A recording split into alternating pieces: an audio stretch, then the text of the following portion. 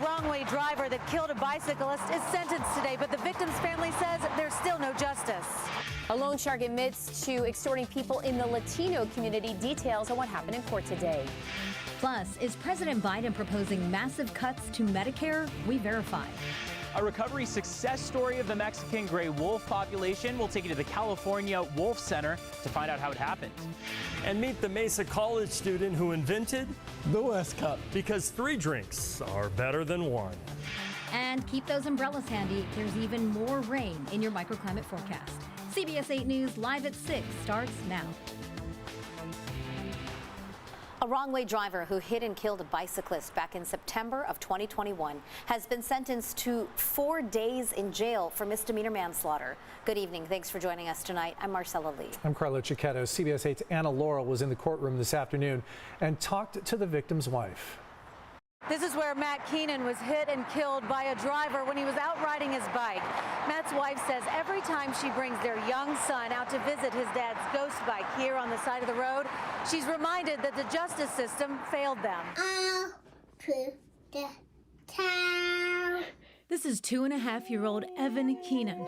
His dad, Matt, also loved to sing. This is video of the two together when Evan was just a baby, but Matt and Evan will never share another song. He knows that his daddy's dead. He knows daddy was hit on his red bike. And he knows that other kids have their dad and that who come pick him up from school and his daddy isn't there. I sat down with Matt's wife, Laura, earlier today. He was one of the most passionate people I've ever known. Matt was riding his bike in Mission Valley when Melissa Gonzalez hit and killed him because she was driving the wrong direction. She pleaded guilty to vehicular manslaughter, a misdemeanor. I don't believe that our legal system is holding drivers accountable and therefore is not doing its part in keeping our roads safe. And so that really makes me angry. Late this afternoon, Laura pleaded with a judge to sentence Melissa Gonzalez to the fullest extent under the terms of her misdemeanor. At Melissa's sentencing, she showed the court the only family picture she has with Matt and Evan together. What makes me the saddest and angriest, though, is when I think about how much Matt is missing out when it comes to Evan and how much Evan was robbed of the incredible father he should have in Matt. For a few minutes, Evan even came in the courtroom. Laura says she wants him to one day know he had a role in holding the woman who killed his father responsible. At one point, Laura spoke directly to Gonzalez. I hope that you remember the moment that you killed Matt for the rest of your life and think about the wonderful person that you took from this earth. The judge sentenced Gonzalez to 4 days in jail, 1 year probation, 150 hours of community service, and suspended her license for 3 years. He says she does not deserve a punishment that would wreck her life. But for Laura, Evan, and their extended family and friends, they say their life is wrecked. These videos of their beloved Matt, all they have left. In downtown San Diego, this is Anna Laurel for CBS 8. We wanted to know why that driver was charged with a misdemeanor and not a felony. That's what Matt's family wanted. But the DA's office says it was not confident it could get a guilty verdict on a felony charge. The San Diego State Aztecs will take on the University of Alabama's Crimson Tide on Friday afternoon in the Sweet 16 of the NCAA men's basketball tournament. As CBS 8's David Gottfredson reports, Alabama's top-ranked freshman Brandon Miller is involved in a high-profile murder case that resulted in a fellow teammate being charged. Don't be surprised if you hear boos or chants of "lock him up" from the crowd during Friday's Sweet 16 game between the Aztecs and Crimson Tide. The negativity is aimed at Alabama freshman number 24, Brandon Miller, for his alleged involvement in a deadly shooting 2 months ago. Police say the gun used in the murder was brought to the crime scene by Miller inside his car. Miller has not been charged. Earlier this month, he spoke publicly about the incident for the first time. I never lose sight of the fact a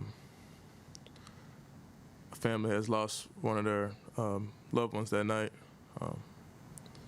This whole situation is just really heartbreaking.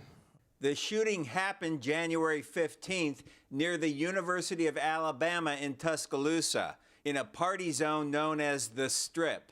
2 suspects are now in jail on murder charges. The alleged gunman, Michael Davis, who who is not affiliated with the university, and a former Alabama player, Darius Miles, accused of providing the gun to the shooter. Alabama head coach Nate Oates said the decision to play Miller is based on the available facts. The whole team understands how tragic and serious this situation that we're dealing with is. They're doing a great job just understanding that we're still focused on the task at hand while still understanding how tragic and serious the situation is. The victim, 23-year-old Jamea Harris, was shot inside a Jeep during an exchange of gunfire between Davis and the victim's boyfriend in the driver's seat. Her mother spoke to reporters outside court. This was premeditated. They thought this whole thing out. They don't deserve a plea deal. They deserve to go to jail for the rest of their lives. My daughter's not here anymore. Miller's attorney says his client never even handled the gun. It was allegedly retrieved by Miller's former teammate from the back of the car and then later allegedly handed off to the gunman. David Gottfredson, CBS 8.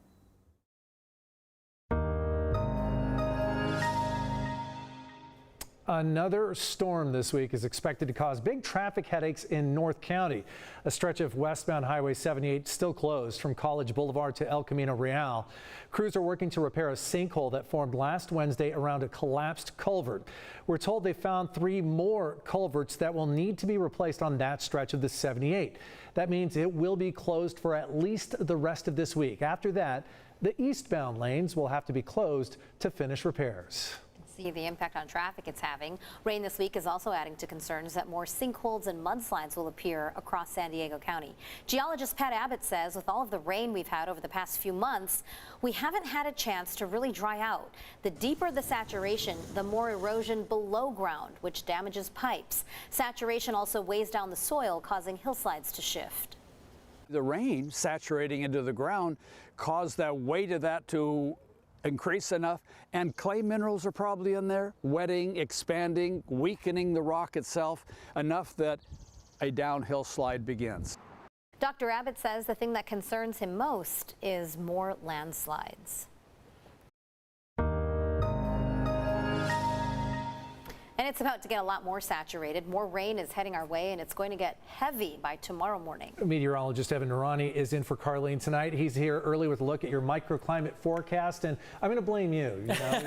No, I can't do that. We've had rain constantly. Carlene leaves, and look what arrives. Rivers? You said 12. Does it? This is the 12th atmospheric river. 12. It was a beautiful weekend, though. We had a nice, comfortable weekend. It just seems that these breaks in between only last, what, 2 or 3 days? Not long enough. Not long enough. And you can see that by all the trouble that we've had out there on the roads, the sinkholes, the mudslides. We're expecting more trouble related to those issues with the additional 1, 2, maybe even 3 inches, depending on where you are, of additional rain that we could see. 1 along the coast and 2 to 3 inland. Here's the last about 5 hours for you. They've been very mellow. Scattered showers, mainly cloud cover is what we've been working through. But here's the arrival of that next atmospheric river. You can see it tapping into some of that subtropical moisture feeding in from the Hawaii area. That's why they call it a pineapple express. So we see into early tomorrow morning, it's going to be impacting that morning commute, and then we'll see another wave coming by the evening before things start to taper off. Wednesday and Thursday are more sporadic and mellow in nature, but between now and tomorrow, that's where the bulk of this rain is going to come down. You see that yellow and orange on the screen for tomorrow morning's commute, and then another wave after a little bit of a break in between that will arrive by the evening commute. We'll also see that snow level drops down significantly from about 6,500 feet down to 4,000 feet. That's going to incorporate Palomar Mountain, Mount Laguna, maybe even Julian. We'll also, coming up, be talking more about the wind that's going to come along with all this. So wind, rain, mountain snow, you name it. 12th atmospheric river, you two. Thanks, Evan. Tonight, a North County loan shark who extorted money from people in the Latino community has avoided prison time after changing his plea. CBS 8's Shannon Handy has details from the Vista Courthouse. Through a plea deal, Alex Carna pleaded guilty and was sentenced to time served. He admitted to loaning thousands of dollars to people and then threatening them when they couldn't pay it back. Hamza Mohammed Karnib, who goes by the name Alex Karnib, was arrested at his San Marcos home back in December of 2020. At the time, the FBI put out this bulletin saying he preyed on Latinos throughout San Diego County and asked for more victims to come forward. Now, more than 2 years later, before ever going to trial, the case is finally coming to an end. I have a change of plea form in front of me. In Vista Court today, on what was supposed to be day one of trial, Karnib's attorneys appeared on his behalf, announcing a plea deal had been reached. Karnib pleaded guilty to extortion and making criminal threats. In return, the charges dropped to a misdemeanor. Karnib avoided jail time thanks to 13 days already served. However, he will be on a year-long probation. As part of the deal, Karnib also agreed to not seek reimbursement for the money his victims owed, which totaled $50,000. The so-called loan shark demanded repayment well above the amounts borrowed by his victims. Despite what happened in court today, the judge ordered Karnib appear in person next week, where he'll be officially served with criminal protective orders taken out on behalf of his victims. Orders the judge said Karnib needs to abide by starting now. I'm going to order the defendant to stay away from these 4 individuals at this particular point in time as a condition of the sentence, subject to the defendant coming to court on Wednesday. In Vista, Shannon Handy, CBS 8. An Osprey is free tonight after the San Diego Humane Society's Project Wildlife team helped to rescue her from a fishing line. That fishing line was wrapped around her foot and tied her to her nest in Ocean Beach. It sits on a spotlight near a baseball diamond at Robb Field. After cutting her free, the crew did a quick checkup and gave her an injection for hydration before setting her free. She immediately returned to her nest. Glad that she's able to leave and go do what she needs to do. Great work they do there. Unfortunately, it was trapped there for a few days, but seems to be doing well.